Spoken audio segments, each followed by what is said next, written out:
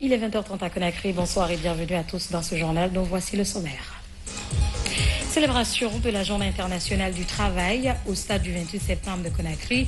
Nombreux sont les Guinéens qui ont pris part à cette commémoration, une occasion pour le mouvement syndical de revendiquer l'amélioration des conditions de travail des travailleurs. Prise en charge sanitaire des fonctionnaires, la Caisse nationale de prévoyance sociale et le CHU Donka créent des bases de collaboration. L'idée est de limiter d'éventuelles évacuations.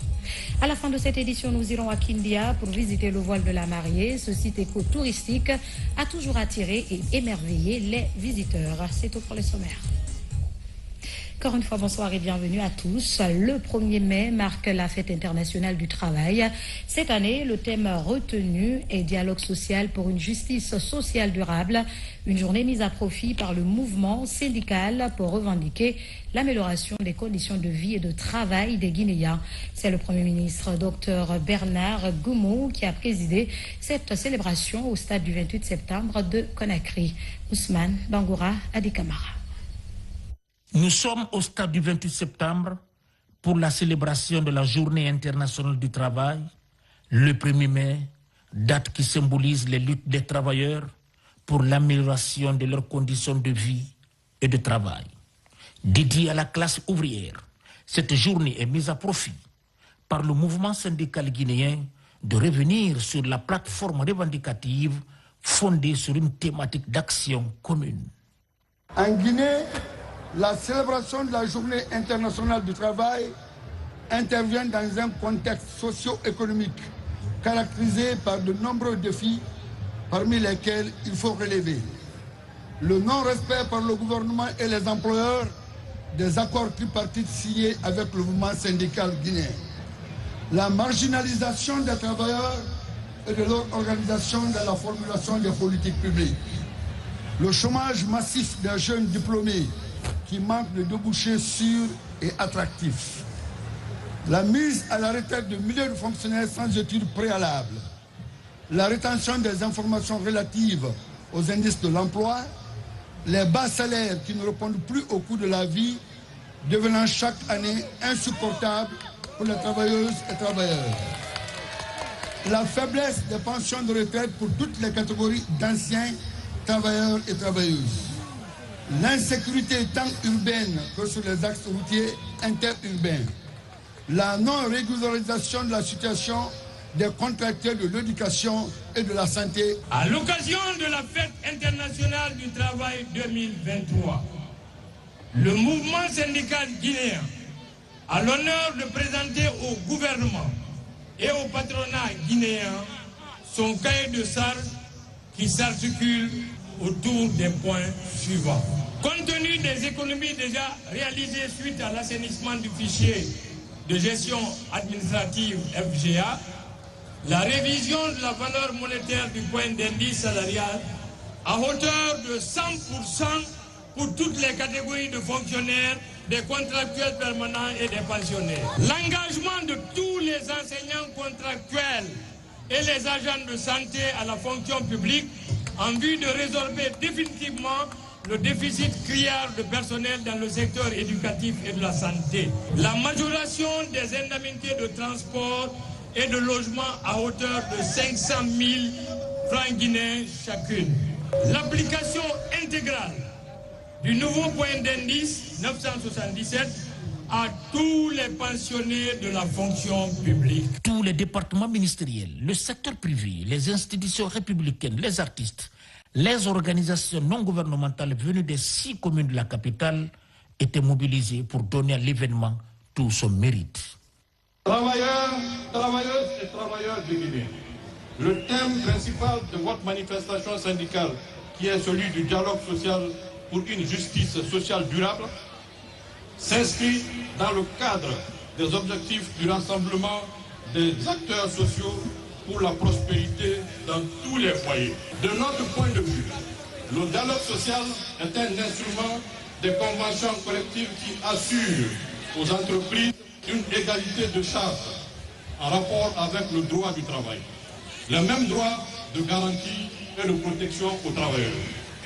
C'est le lieu de fixer un point d'ancrage entre le dialogue social et une justice sociale durable, comme effectué par nos devanciers depuis 1919 au sein de l'Organisation internationale du travail OIT. Des messages livrés par le Premier ministre Dr Bernard Goumou donnent cohérence et vigueur aux différents actes posés par le CNRD depuis le 5 septembre 2021 dans le cadre de l'amélioration des conditions de vie de la population et de la consolidation des bases de la cohésion sociale sous l'impulsion du chef de l'État, le président de la transition, colonel Mamadi Doumbouya. Chers travailleuses et travailleurs, j'ai suivi et j'ai écouté avec beaucoup d'attention l'ensemble de vos doléances. Je mesure bien le poids et la portée de chaque mot prononcé ici. Plusieurs préoccupations sont abordées par vos représentants. Mais soyez-en rassurés que toutes ces réclamations constituent des points d'attention pour le président de la transition, le président du CNRD et de son gouvernement. Nous sommes déterminés à répondre au mieux aux aspirations des travailleuses et travailleurs de notre pays. Je salue l'esprit qui a caractérisé et accompagné le protocole d'accord du 7 avril 2022 entre le mouvement syndical, le patronat et le gouvernement. En dépit d'un contexte international difficile, plusieurs points clés du protocole ont été satisfaits, dont l'augmentation du SMIC de 25%, en passant de 440 000 à 550 000 francs guinéens. L'augmentation de l'allocation familiale à plus de 100%. La régulation de la valeur monétaire du point d'indice de 698 à 977 pour les retraités de la fonction publique hors éducation et santé qui est de 1030 au lieu de 698.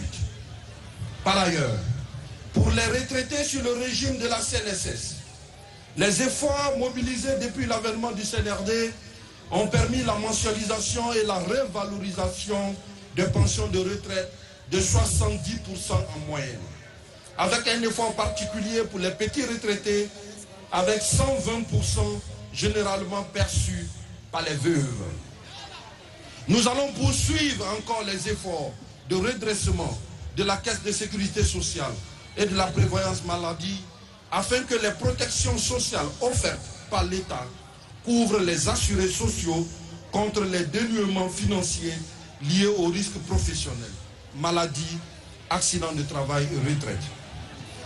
L'ouverture prochaine des nouvelles négociations sera une opportunité de faire la revue des actions et échanger sur les nouveaux points que nous venons d'entendre ici, qui avant tout sont légitimes pour les travailleurs.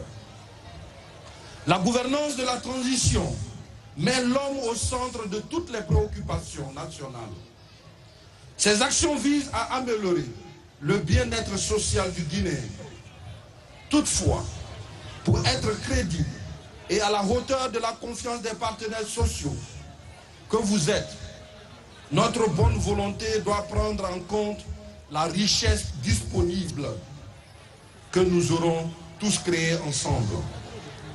C'est en cela que je vous exhorte à maintenir le dialogue permanent pour aboutir à des solutions à même d'améliorer les conditions des travailleuses et travailleurs de Guinée. L'ambition, je la rappelle ici, est de construire ensemble notre nation, notre Guinée, dont nous rêvons tous pour nos enfants et petits-enfants. La recherche du consensus, la recherche du compromis, dans un cadre de discussion serein, doit être une préoccupation partagée. Chers travailleuses et travailleurs, mesdames et messieurs du mouvement syndical, je vous réitère ici l'engagement du président du CNRD, président de la transition, chef de l'État, chef suprême des armées, le colonel Mamadi Doumbouya, à rester toujours attentif aux revendications sociales et aux préoccupations de tous les Guinéens. Le chef de l'État m'a instruit de mettre tout en œuvre pour le respect des accords qui seront issus lors des prochaines consultations et négociations entre le mouvement syndical, le patronat et le gouvernement. L'emblématique ensemble instrumental et choral de Guinée, dirigé par Sekouba Kandja Kouyaté, conçoit une programmation musicale qui vient offrir une couleur toute particulière à l'événement dans un rythme et chanson traditionnelle du Manding qui porte l'unité nationale, le progrès, la réconciliation pour une Guinée prospère. Et puis cette journée du 1er mai a également connu une forte mobilisation de la classe ouvrière, mais pas que. Des travailleurs migrants organisés au sein du réseau syndical étaient aussi présents. Ils ont ainsi commémoré cette journée qui les concerne également. Mariam Camara nous en dit plus. Leur pancarte attire l'attention de plus d'un. En lieu et place des dénominations des structures de travail habituelles, l'on peut lire le nom de plusieurs pays africains, symbole de la présence des travailleurs migrants dans le secteur de l'emploi en Guinée. Un même droit pour tous, ces travailleurs migrants ont honoré le rituel du défilé devant les autorités du pays. Une manière pour le réseau syndical migration RSMG d'interpeller les décideurs sur la situation de cette couche laborieuse. Le 1er mai, c'est une fête du travail. Qu'ils soient migrants, qu'ils soient autochtones, qu'ils soient de l'informel ou du formel, c'est leur fête. Ces migrants sont organisés en association et ils ont pu intégrer le syndicat de leur choix. Si on défend les travailleurs guinéens, on a la possibilité aussi de défendre les travailleurs des autres pays. Deuxième participation du genre.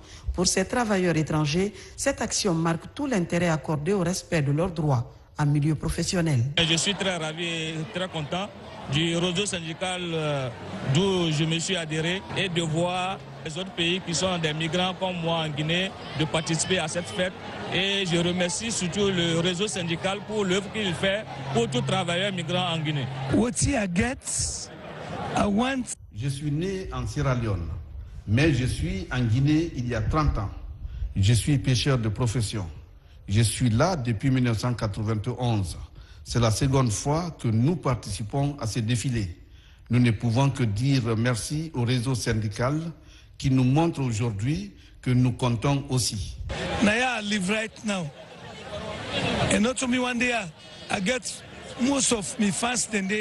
Selon le dernier recensement de 2014 fait par l'OIM, ils sont près de 165 000 étrangers résidant en Guinée.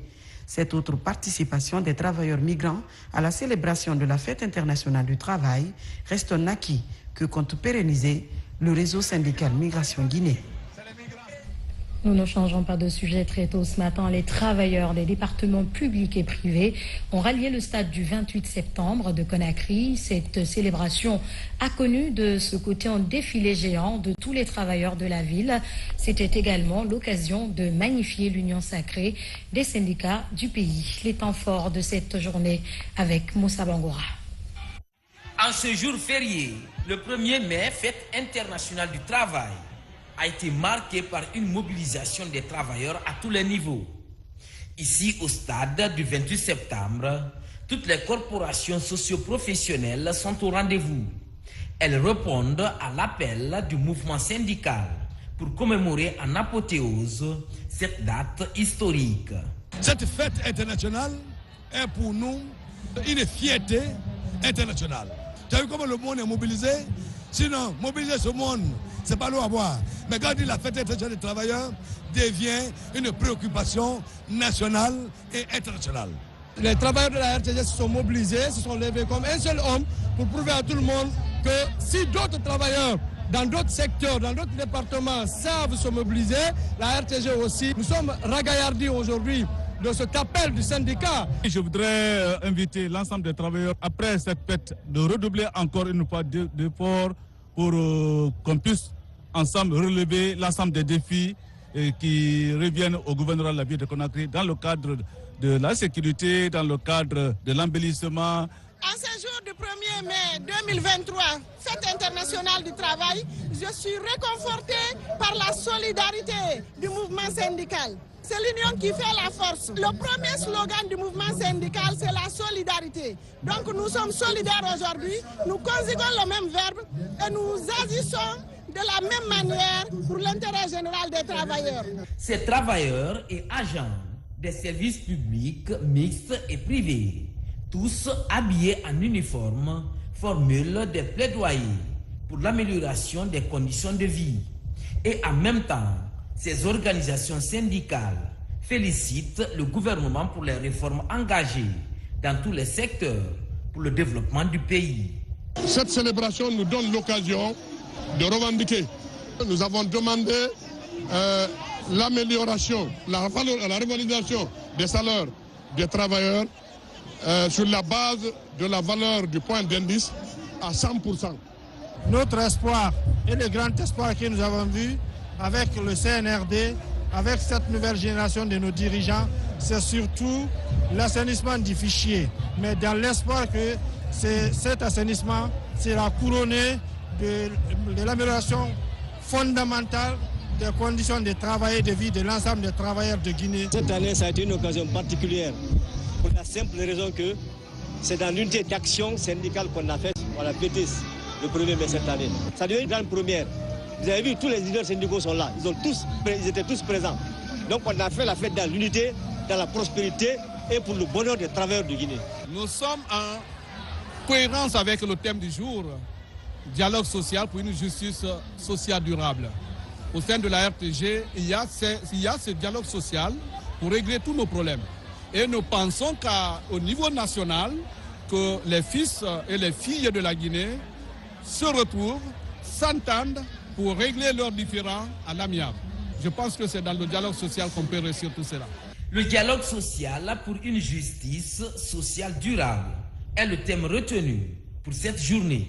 Une journée marquée par un défilé géant.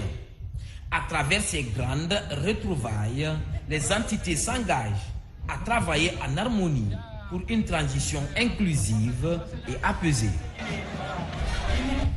Dans un autre registre, renforcement de la prise en charge sanitaire des fonctionnaires, la Caisse nationale de prévoyance sociale et le CRHU Donka créent des bases de collaboration, ce conformément à la politique du gouvernement. Déjà une équipe de la CNPS s'était rendue dans cette structure hospitalière publique du pays pour échanger avec les responsables sur des axes de coopération possibles. Kierno Ousmane Diallo, reportage. C'est une mission de la Caisse nationale de prévoyance sociale dans les locaux du CHU Donka. Un début de rapprochement qui s'annonce hautement bénéfique pour les fonctionnaires et agents municipaux. Le CHU Donka et la CNPS entendent se donner la main pour faciliter ainsi la prise en charge médicale de ces deux couches sociales dans le monde du travail. Nous sommes venus voir le plateau technique et les médecins, le personnel médical. Nous avons vu qu'ils nous proposent des services de qualité et que le plateau technique est très performant. Donc nous voulons passer une convention avec cette institution pour le bien-être des assurés des fonctionnaires guinéens. Avec ce partenariat qui s'annonce, les fonctionnaires guinéens pourront bénéficier de soins de qualité et à moindre coût. Cela devrait surtout réduire les évacuations sanitaires et faciliter la prise en charge sanitaire des agents de l'État. Nous avons effectué un séjour de voyage au Maroc, en Tunisie également, mais nous n'avons aujourd'hui rien à envier à ces structures de l'extérieur. Le plateau technique, il est moderne, et puis ils ont tout dématérialisé. Vous avez aujourd'hui un système informatique qui est intégré, qui suit le patient de la rentrée jusqu'à la sortie, avec une traçabilité bien établie. Donc je crois que c'est un service vraiment très bien élaboré. Nous sommes très heureux de recevoir aujourd'hui la délégation envoyée par le colonel Aminata Diallo de la Caisse nationale de prévoyance sociale. Comme vous le savez, l'hôpital national donc a une mission sociale, c'est un établissement public, et avoir ce partenariat avec la Caisse de prévoyance pour la prise en charge des fonctionnaires guinéens nous ravit à plus d'un titre. Et c'est le lieu de remercier Monsieur le Président de la République, le colonel Mamadi Doumbouya, son Premier ministre et Monsieur le ministre de la Santé pour l'appui qu'ils apportent à l'hôpital.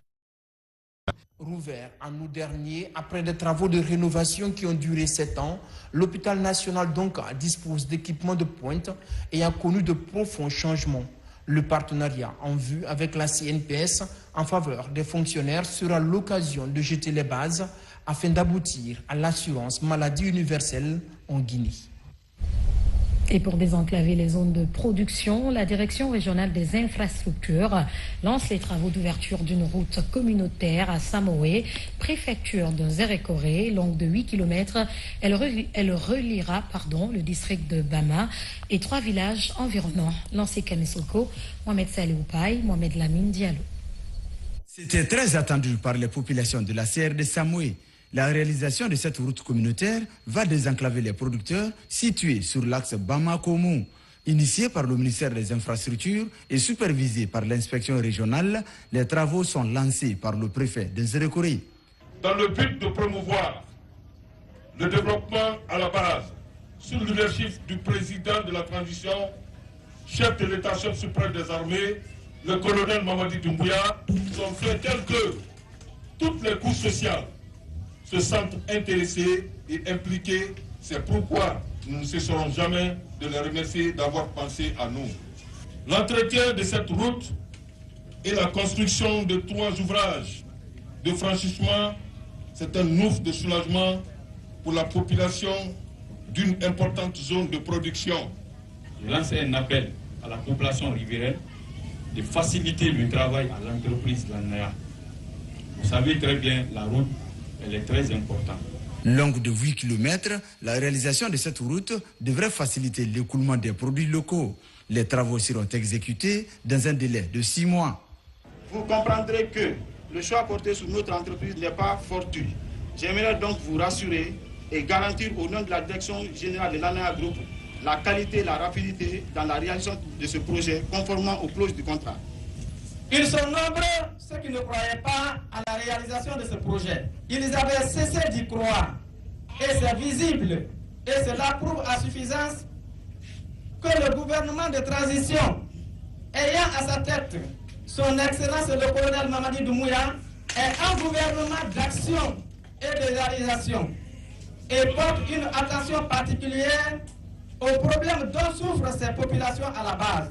Facilitant le transport et la commercialisation des produits locaux, l'ouverture de ce tronçon est un ouf de soulagement pour les habitants de cette sous-préfecture située à la périphérie de la commune urbaine de Zérékoré. Nous poursuivons cette édition. Le ministre de la Jeunesse et des Sports, en séjour à Dalaba, a fait une immersion dans les champs-écoles de la localité et dans un atelier de couture exclusivement réservé aux jeunes en apprentissage. Plus de précisions avec Abdoulaye Djibril Kamara. Paraoui, une localité située à 7 km du centre-ville de Dalaba, est le grenier de la préfecture. Dans cette zone, un champ-école s'étend sur 6 hectares. Plusieurs jeunes et femmes évoluant en groupement exploitent ce domaine par la culture des carottes, des choux et aubergines. À côté de ce champ-école, 6 autres hectares sont exploités par une femme mentor. Grâce à l'appui du ministère de la Jeunesse et des Sports, à travers les partenaires techniques et financiers, des fonds de démarrage non remboursables ont été obtenus. J'ai une association composée de 45 femmes. Avant, on travaillait, mais il n'y avait pas d'aide. On avait reçu 5 millions non remboursables pour démarrer le projet. Après, le colonel Mamadi Doumbouya, président de la République, nous a donné 50 millions. De là, nous avons multiplié les efforts et aujourd'hui, on tire profit. Nos enfants qui sont partis en aventure se sont retournés et on travaille maintenant. Et puis, l'apport du ministère de la Jeunesse nous a beaucoup aidés. La direction nationale de la jeunesse et celle de l'emploi des jeunes et l'auto-emploi conjuguent les efforts pour la promotion de l'entrepreneuriat jeune. À travers ce projet, plusieurs jeunes ont tourné le dos à l'immigration clandestine.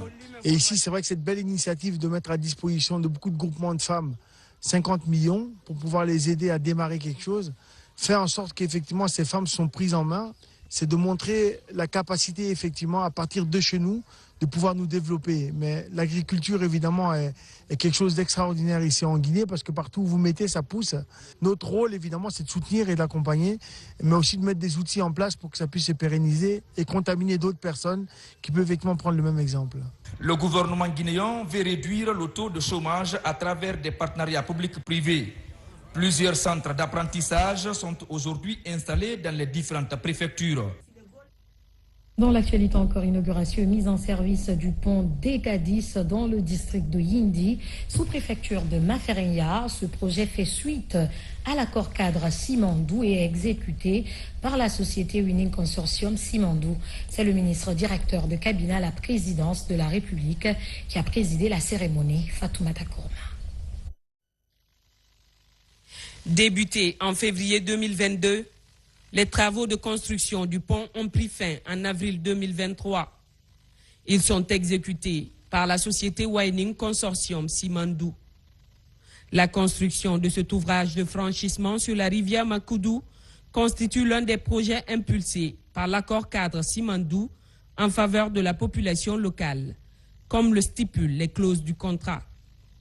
C'est au village de Kolota, district de Yindi, sous-préfecture de Mafereya, dans la commune urbaine de Forekaria, que s'est tenue la cérémonie inaugurale, qui a été officiée par le ministre directeur de cabinet de la présidence, président du comité stratégique de la compagnie Transguinée, Djiba Diakité.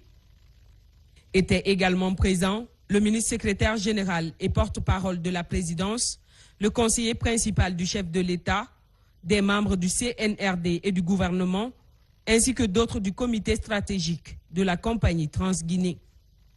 Les autorités locales se félicitent de cette réalisation et de celle en cours au profit des populations à la base. Ce pont relie le district de Yindi, CR de Mafereya, au district de Tonkoya, CR de Alasoya, dans la préfecture de Forekaria. Cet ouvrage que nous inaugurons aujourd'hui permettra désormais le trafic des gros engins de Winning Consortium Simandou Rail en contournant la route communautaire de Sengeling à Mafereya et contribuera au développement des infrastructures routières dans la préfecture. L'événement qui nous réunit à cet instant est une opportunité socio-économique consacrée à l'inauguration du pont de Yindi qui facilitera le flux de la population et des biens. Permettez-moi de vous réaffirmer notre totale adhésion aux idéaux du CNRD, à sa tête, colonel Mamadi Doumbouya, président du CNRD, commandant en chef des forces armées, président de la transition, chef de l'État. Situé sur 247 mètres de long, le coût de réalisation du pont nommé DK10 est estimé à 4 millions de dollars.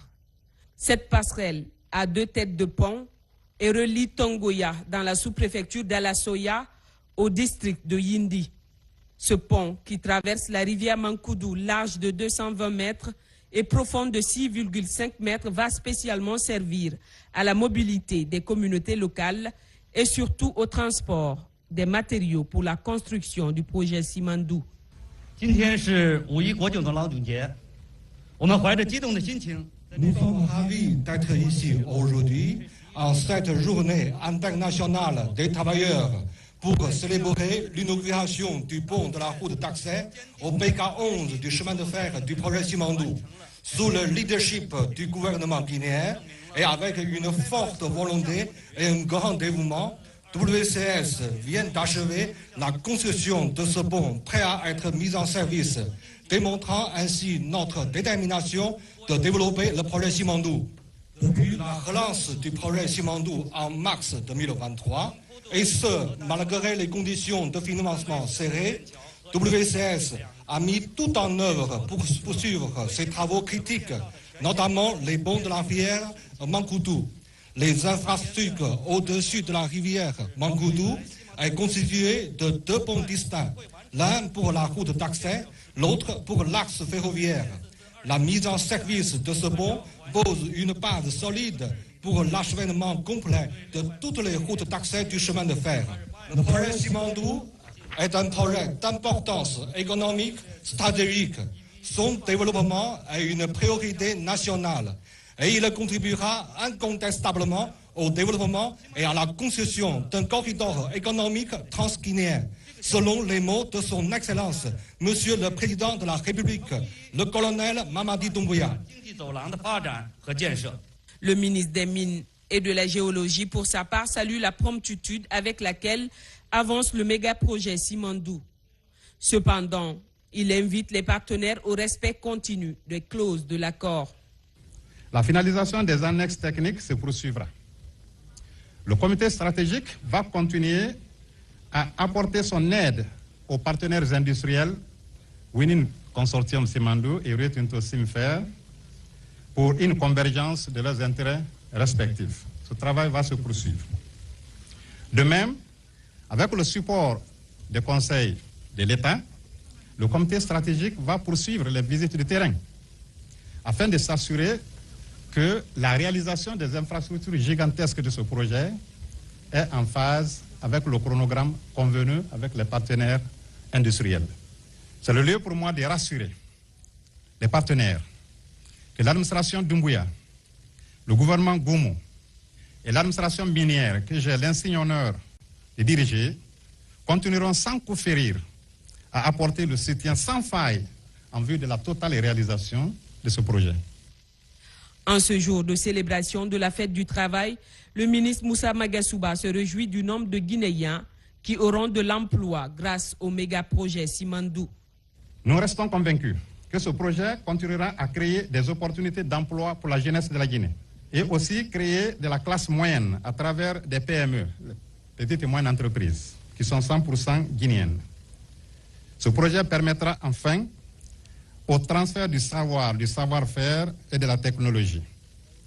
C'est en cela que le gouvernement, dans son ensemble, et sous la vision stratégique du président de la République, chef de l'État, est plus que demeuré confiant que les conditions de vie des populations guinéennes seront améliorées à travers ce projet gigantesque. Ainsi, le président du comité stratégique de la compagnie Transguinée a été invité à couper le ruban inaugural, ce qui marque l'ouverture officielle de cet ouvrage de franchissement.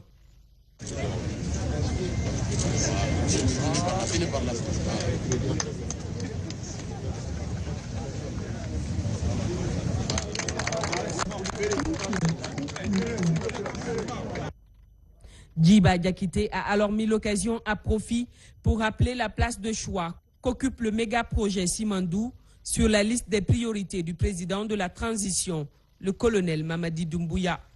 Aujourd'hui, c'est dans la continuité un peu de la relance de ce projet qui a été fait le 18 mars dernier sous le leadership de son Excellence le colonel Mamadi Doumbouya. Grâce à sa détermination, grâce à son leadership de pouvoir mettre les partenaires industriels avec des intérêts divergents ensemble, mais également grâce à sa volonté ferme de réaliser ce projet. Je pense qu'aujourd'hui, nous sommes en train, en tout cas, d'inaugurer l'un des ouvrages majeurs qui représente un jalon extrêmement important dans le cadre du projet Simandou.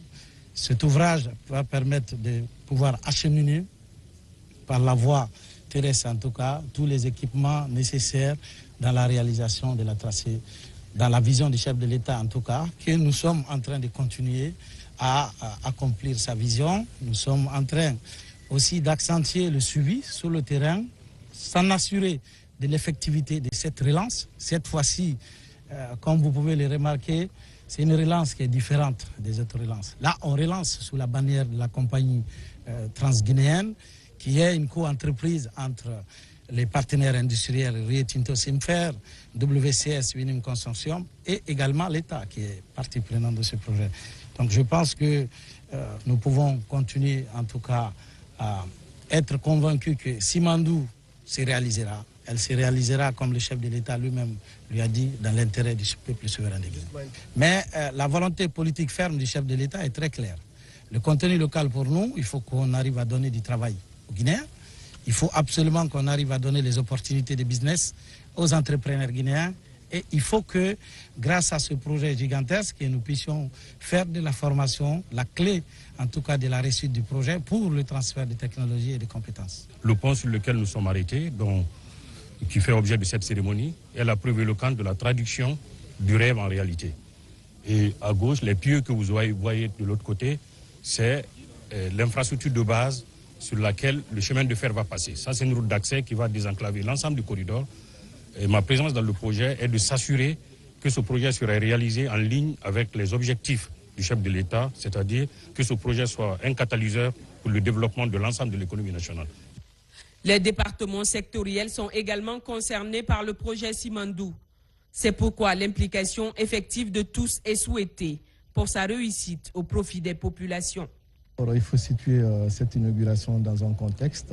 Le contexte est lié d'abord à la visite du comité stratégique à Shanghai, qui a permis de baliser la relance des activités sur le terrain, ce qui fut réalisé grâce à l'implication personnelle du chef de l'État. Et quand on parle de relance d'un chantier, on parle forcément de relance de l'économie. Et c'est en cela, dans le cadre du plan de relance de l'économie guinéenne, le projet Simandou est un multiplicateur majeur en tant qu'infrastructure de soutien à la croissance économique. 15 milliards de dollars, c'est presque le PIB de la Guinée. Et c'est en cela, nous sommes mobilisés tous autour de ce projet, autour du président de la République, autour du premier chef du gouvernement et de l'ensemble des membres du gouvernement du CNRD pour que le projet Simandou, que vous voyez, qui est une réalité, parce que le pont et les infrastructures qui sont sorties de terre, c'est une réalité pour les Guinéens, et que tous les Guinéens puissent conjuguer leurs efforts pour que ce pays-là puisse connaître un développement harmonieux et radieux. Nous voulons capitaliser justement sur ce gigantesque projet minier qui est pour nous un projet de développement socio-économique en mettant un accent particulier sur le transfert de compétences, surtout sur la formation d'un capital humain compétitif et aussi attrayant qui puisse servir le peuple guinéen. Également mettre un accent aussi sur la recherche minière, sur la recherche géologique afin de cerner ce potentiel minier qu'a notre pays. Donc mettre un accent sur la formation qualifiante de nos ingénieurs, mais également des ouvriers qualifiés qui puissent servir ce projet d'envergure, mais également les autres, les préparer pour les autres projets à venir dans notre pays. C'est déjà la fierté de voir une entreprise guinéenne qui est le CTG réaliser des ouvrages majeurs dans un projet guinéen que nous faisons avec des partenaires étrangers, bien entendu. Donc le ministre de l'Emploi que je suis, nous veillons à ce que le transfert de compétences se fasse et que dans les emplois disponibles à tous les niveaux, il y ait des Guinéens qui soient recrutés, formés et qui puissent pérenniser ce genre d'expertise au niveau local. On a élaboré une loi portant contenu local en République de Guinée. Cette loi a été adoptée par l'Assemblée, promulguée par le chef de l'État. Les tests d'application viennent d'être élaborés. La prochaine étape juste, c'est de valider ces tests-là et passer à la vulgarisation sur toute l'étendue du territoire national. L'inauguration et la mise en service du pont d'Ekadis révèlent l'effectivité de la relance des activités de la compagnie Transguinée et dénote surtout du respect des clauses selon la volonté du chef de l'État qui est de prioriser les intérêts du peuple de Guinée. Par ailleurs, les fidèles catholiques viennent de parcourir une distance de près de 150 km à pied.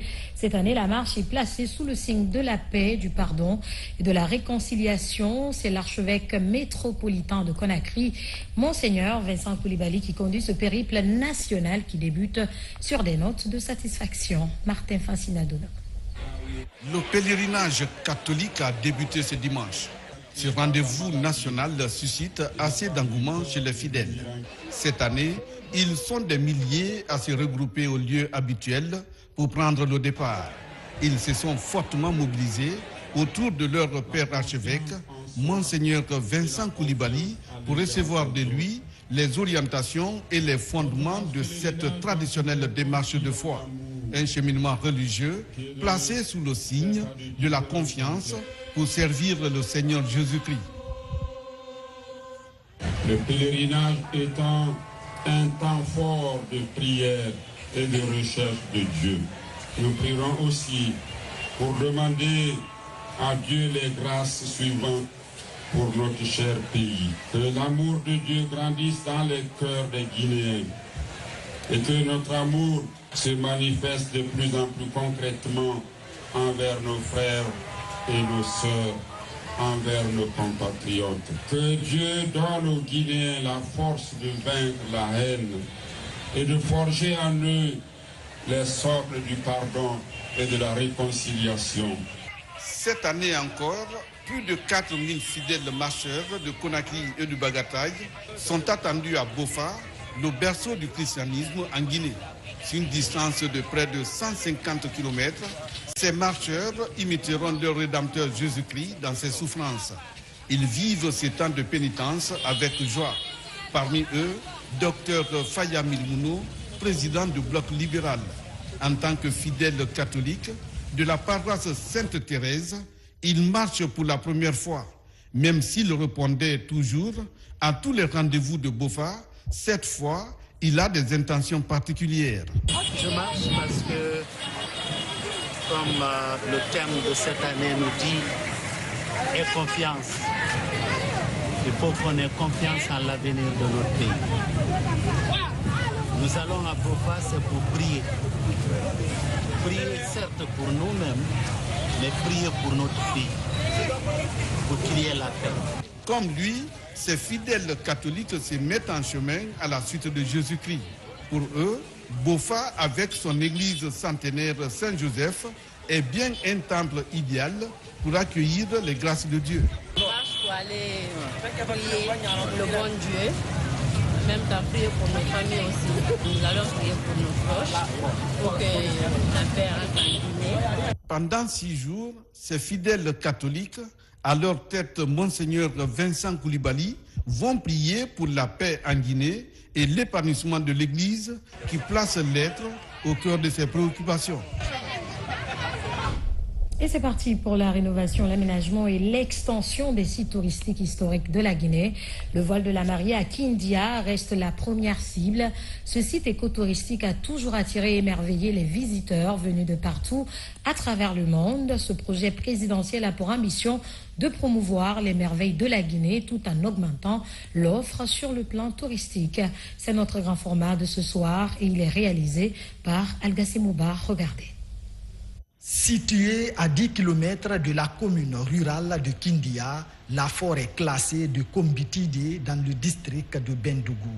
Dans cette forêt d'une superficie de 1700 hectares se trouve un ensemble de 2 chutes qui constituent un voile immaculé d'une beauté exceptionnelle, d'où son nom de voile de la mariée.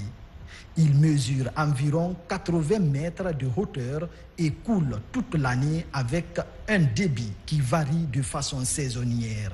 Un site écotouristique qui a toujours attiré et émerveillé les touristes à travers le monde. Aujourd'hui, le couvert végétal est agressé par l'action anthropique.